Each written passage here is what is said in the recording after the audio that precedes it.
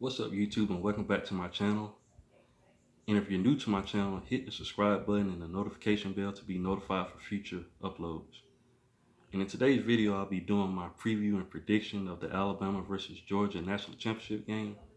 And I have some stats here, guys, from the SEC Championship game. And I'm going to start with the Alabama offense. Bryce Young was 26 for 44 for 421 yards with 3 touchdowns and a quarterback rating of 98.1. Brian Robinson had 16 carries for 55 yards. Bryce Young had 3 carries for 40 yards and a touchdown. And Trey Sanders had 6 carries for 21 yards. In total, they had 26 carries for 115 yards with 4.4 average. So guys, Alabama was able to run the ball effectively. And I'm going to switch over to the Alabama receiving. Jonathan Williams had 7 receptions for 184 yards and 2 touchdowns.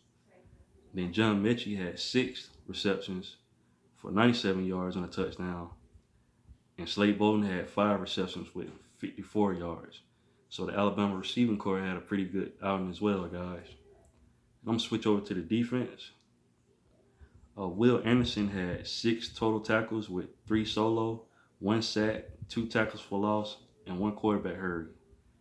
And then Phidarian Mathis had 2 tackles, 1 solo, 1 tackle for 1 sack, and 1 tackle for loss.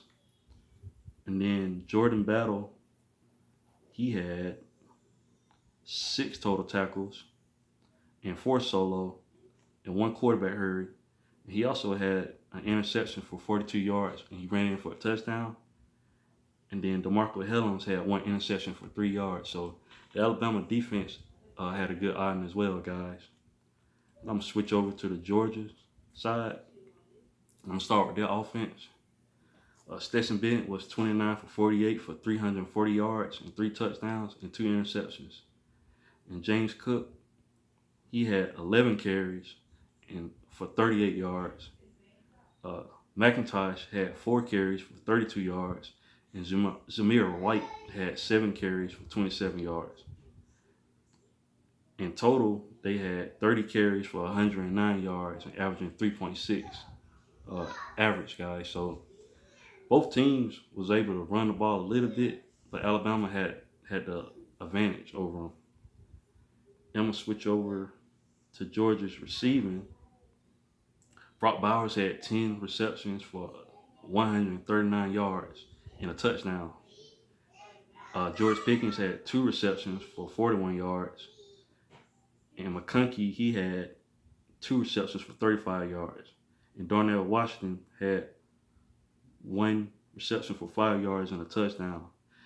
So Darnell Washington, McConkey, and Bowers were the 3 to get receiving touchdowns, guys. So Georgia didn't do too bad as well. Then I'm going to switch over to the Georgia defense. Seen had 7 total tackles, 7 solo. Poole had 5 total tackles, 4 solo, with 1 pass defended.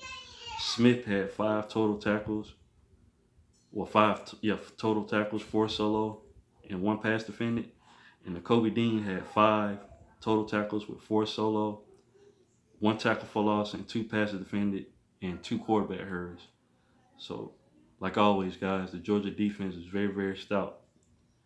And those are the stats for the game that I was going to go over, guys.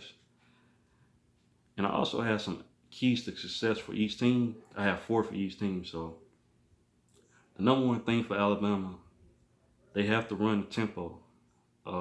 They did it the first game and they did it to success. But I also noticed early on in the season, Bryce would wait to the last 2 seconds before the clock ran out to start the play, to snap the ball. And that's very dangerous, guys, to do against this Georgia defense. But in the SEC championship game, they cleaned that up, guys, and they was snapping the ball at different times. And that basically kept Georgia from subbing, and it tired their defense out, guys. So that's going to be key to Alabama's success. Also, the O-line must provide Bryce with a clean pocket. they was able to do that a lot this game. He was able to sit back and pick Georgia's defense apart. So that's going to be very, very important that they do that again as well.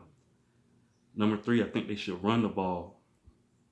If they can average 4.4 yards like they did the first game, that's going to pay dividends, because what it does is when we have 3rd and short, the playbook will be unlimited, and we can call either a pass play or a run play. So that'll keep the chains moving. So then my number 4 thing for Alabama to do is the defense must cover the tight ends and the running back out the backfield. As you guys know, Alabama has struggled with the tight ends, whether they're in coverage or they're out either trying to do a pass play or they're trying to block. So we're going to have to tighten that up. Brock Bowers was killing us in the passing game. We didn't have an answer for him. So we're going to have to lock that up. And then the running back coming out the backfield, whether they're going out wide or running between the tackles, Alabama will have to do a better job of stopping the running back. So overall, they did a pretty good job, but that's going to be key for them to do again in this rematch. Then I have the Georgia keys to success. Number 1 for Georgia, they have to blitz more, apply more pressure. I noticed in the second quarter, they started to blitz more, and it kind of affected Bryce Young a little bit. So I know with this game, they're going to start off blitzing more from the get-go. So that's one thing that they're going to have to do. Number 2, they're going to have to cover the wide receivers. They struggled the whole game, guys, trying to keep up with Jameson Williams and John Mechie. But Mechie is out for this game, so they're probably going to try to double team Jameson, but we'll probably have to put in another wide receiver to step up for Mechie, guys. So, but Georgia overall got to do a better job of covering the wide receivers. Number 3, Georgia must utilize their tight ends. Like I said, it's a mismatch.